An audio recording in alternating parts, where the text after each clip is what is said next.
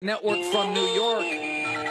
All right, Adam Schefter, who is apparently a young reporter at some network, says the Giants have asked for at least 2 first-round picks in return for Odell. I'd certainly give up 1 and a second. 2's a lot. And I think he has incredible value. But my takeaway has always been the Giants need to rebuild. They just won't admit they're rebuilding like Cleveland, Indianapolis, and San Francisco and Buffalo are admitting it. I would make the move on him. Nick Wright thinks I'm crazy. I imagine you think I'm out of my gourd willing to trade Odell Beckham. Well, listen, there's a price for everything eventually, right? If you're talking, you can get multiple high first-round picks. If Cleveland wanted to give you the 4th overall pick and their first-rounder next year, then you have the conversation, I suppose. But short of that, you're making your team worse. And if you trade Odell, you are doing a full rebuild. If you trade Odell, what you are saying is we're drafting a quarterback number 2. We're starting totally fresh, despite the fact we have a half dozen prime defensive players who are making $8 to $12 million a year that we can't get off their contracts anytime soon. Like, they don't have the cap situation to do a total rebuild. And Colin, if you trade Odell Beckham Jr., he is the single best player in the league traded in the last decade. What? The biggest name. No, well, tell me a player better than Odell that's been traded in the last 10 years. One.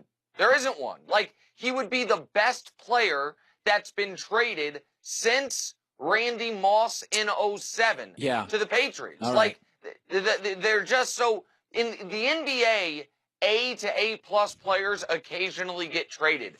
That doesn't happen in the NFL. There's a reason we all remember the Clinton Portis Champ Bailey trade, because they're so fleetingly rare. Like, trading a 25-year-old super duper star before he's even reached his prime is not how you get better in this league. That's a fair point. Side note, like your jacket a lot. Looks very New York. Thank you. Very stylish, that. yeah. Well, your wife's a stylist, so that probably... I haven't seen you yet today, but I assume I can say this safely. Love the sweater. You're pretty smart. Okay. Oh, so, I'm right. I can now see it. I'm right. All right. Okay, here's another thing.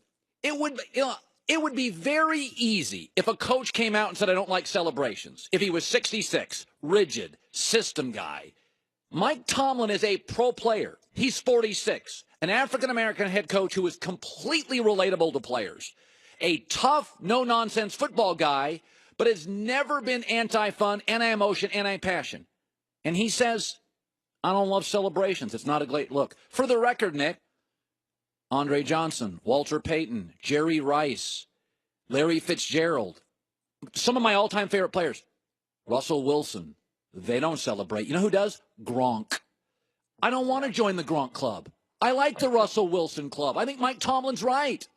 All right, so listen, even the cool young black guy can be wrong, and in this instance, the cool young black guy's wrong. Like, here's the thing. We do a weird thing where we assign a calm or lack of celebration. We assign that character trait to be a high character guy. I mean, there's another guy you mentioned who never celebrated, in Marvin Harrison. Now, I think you could ask maybe the Philly DA's office about what character they think Marvin Harrison is. You might get different answers, but he always handed the ball to the referee. I think your quality of player has no correlation to celebration. Antonio Brown is the greatest wide receiver under 6 feet tall in the history of the sport.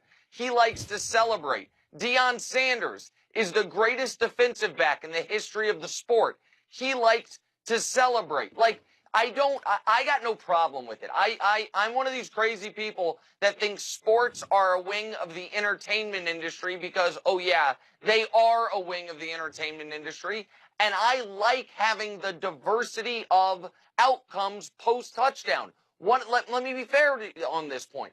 One of the Jerry Rice and Barry Sanders are not as special in how they handle touchdowns if everyone handles touchdowns that way. I like that some guys hand the ball to the ref, and I like that some guys do everything short of strip down on the field and use the goalpost as a pole. Like, whatever you want to do, man. You know how I feel on this. The only potential celebration penalty should be a delay of game penalty, and you should get that if you delay the game celebrating. Mike Tomlin, what I think Mike Tomlin doesn't like is that people assume he doesn't have full control over his team. And part of that is because post-touchdown, his guys are playing CeeLo in the end zone, and it can be a bad look for him. Nick Wright joining us. Okay, I'm a talk show host. It's time for me to be a better listener. From now on, I'm going to listen. And last year, I was lectured, the triple-double is everything. And I'm like, it's a stat. LeBron's got 16. James Harden has 4. I'm listening. Okay. By the way, durability. I never had a problem with an NBA superstar taking 6 days off. Colin, that is irresponsible. You know what, Nick? I'm going to be a better listener. James has missed 9 games. LeBron, none. Rebounds, LeBron. Assists, LeBron. Field goal, effective field goal. Durability, triple-doubles. Check, check, check, check, check. Okay. I'm no longer going to feel guilty about liking Taylor Swift, going to Starbucks, and voting LeBron MVP. I hear you like Harden over LeBron. Like, tell me the argument. Okay, so listen, here's the thing. The triple-double argument for Russ was absurd in my eyes. In my opinion, last year, Russ should have finished 3rd on the MVP ballot. It should have gone LeBron 1, Harden 2, Russ 3. Okay, right? we agree. So we agree on that because I think it's stupid. Yes, okay. It's an arbitrary thing, and Chris Broussard, who I love so very much, he says all the time, yeah, I wouldn't have voted for Russ if he averaged 9.8 rebounds, and I think it's one of the most ridiculous things to admit publicly, but he says it all the time, and a lot of people think that makes sense. So I agree with you on that. I also thought, by the way, that the criticism of LeBron for, God forbid, taking some games off, and I don't know who would criticize him for that, but maybe someone sitting approximately 14 feet to your right knows someone like that, was ridiculous. But LeBron has responded to that in year 15 by playing every single damn game. However, the NBA MVP is a very important award as a historical marker. And I understand that we can make the case that LeBron statistically is having a better year. Everyone knows LeBron is the best player in the league. And I think people recognize when it comes to value to his team, you take LeBron off the Cavs, they're a lottery team instead of a finalist. So I understand all those reasons we should vote for LeBron. But the reality is James Harden needs an MVP. Historically, he needs an MVP. When we talk about this season historically, what will be the remembrance of this season? The Houston Rockets. That's fair. The 65-win Houston Rockets. And if James Harden should not have 3 second-place finishes in a 4-year stretch, when some would argue he should have 3 first-place finishes, certainly 2 first-place finishes in a 4-year stretch. Prior to Russ breaking the mold last year as well, there's always been a rule. You got to have 50-plus wins.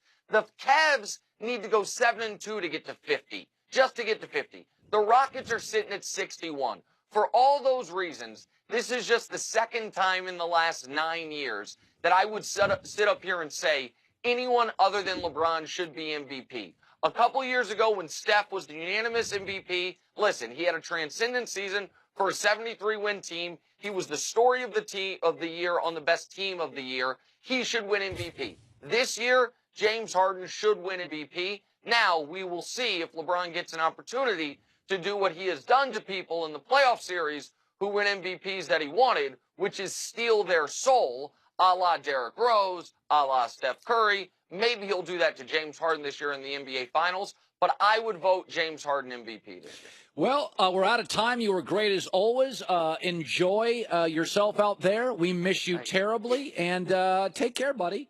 Appreciate that. Miss you guys as well. Talk to you next week. All right, first things first, Nick Wright. Coming up next, John Gruden, I thought, made a great point, and it's the one nobody's talking about. That's next in L.A. It's The Herd.